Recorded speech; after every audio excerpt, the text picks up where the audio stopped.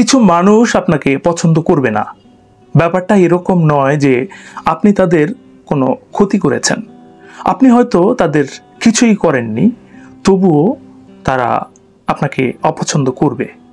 আপনি যতই ভালো কাজ করেন না কেন, দেখবেন তাদের কাছে সেটাও ভালো লাগবে না। খুঁটিয়ে খুঁটিয়ে সেটাতেও তারা আপনার ভুল খুঁজতে চেষ্টা করবে।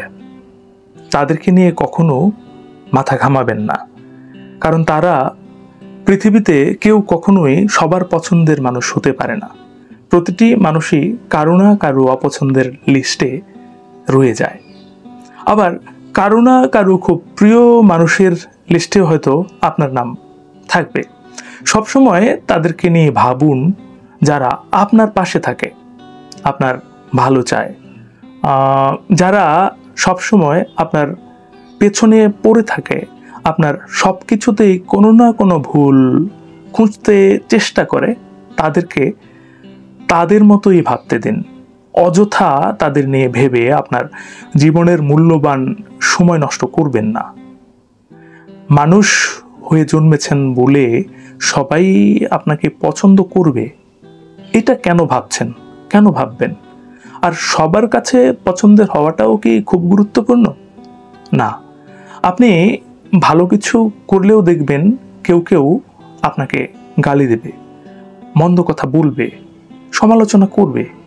তাই বলে থেমে যাবেন না। যদি মনে হয় আপনার জায়গায় আপনি সঠিক, তাহলে এগিয়ে যান। সব কিছুর প্রতিদান মানুষ দিবে এমন নয়, কিছু প্রতিদান সৃষ্টিকর্তা দিবেন। আপনার রঙিন উপহার না হয় সৃষ্টিকর্তার কাছ থেকেই চেয়ে নেবেন।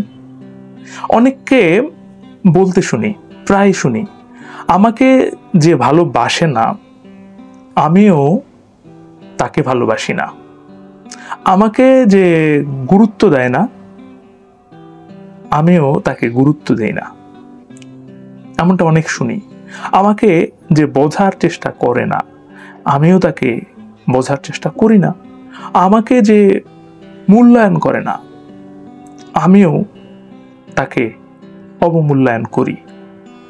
আমার ভালো মন্দে যার কিছুই আসে যায় না, তার ভালো মন্দেও আমার কিছুই আসে যায় না। তাদের মতো আমার মধ্যেও একটা সময় ভীষণ রকমের আবেগ ছিল, কিন্তু আজ সেই আবেগের ছিটে ফোটাও আর আমার মধ্যে অবশিষ্ট নেই। শুনেছি এই পৃথিবীতে আবেগের নাকি কোনো মূল্য নেই। নিজের জীবন দিয়ে উপলব্ধিও করেছি সেটা বারংবার। তাই তো জীবন নামের রঙ্গমঞ্চে বাস্তবতা নামক নাটকের দৃশ্যায়নে সরলতা নামক পানিতে পা পিছলে বারবার হোঁচট খেতে খেতে আজ শক্ত হয়ে গেছি। পৃথিবীতে আজকাল বা এখন সম্পর্কের মানে দাঁড়িয়েছে গিভ অ্যান্ড টেক। এর মতো যতটুকু যা দিবে বিনিময়ে ততটুকুই ফিরে পাবে, না এক আনা বেশি না এক আনা কম পাবে। হিসাব বরাবর। আমি যেমন ঠকতে রাজি না, ঠিক তেমনি আমি কাউকে ঠকাতেও রাজি না। আবেগের আগুনে অনেকবার পড়েছি, মরার আগে, তাই আর পড়তে চাই না, একেবারেই আর পড়তে চাই না। আমার এমন ব্যক্তিত্ব সম্পন্ন মনোভাবকে আজও যে বা যারা অহংকার বলে মনে করেন তাদের আজকাল আর কিচ্ছু বোঝাতে যাই না, বরং একগাল হাসি হেসে পাশ কাটিয়ে চলে আসি। কারণ তাদের সঠিক বোঝানোর ক্ষমতা দক্ষতা আমার নেই। বিশ্বাস করুন, বিন্দুমাত্র ইচ্ছেটুকুও আর নেই। দিন শেষে আমি আপনি নিজের বিবেকের কাছে পরিষ্কার থাকতে পারলেই হলো, ব্যাস। আর কিছু চাই না, আর কিছু লাগবে না। আপনি কি আমার এই মতকে অপছন্দ করলেন? যদি করেন কমেন্ট করে জানাতে পারেন। শুভকামনা।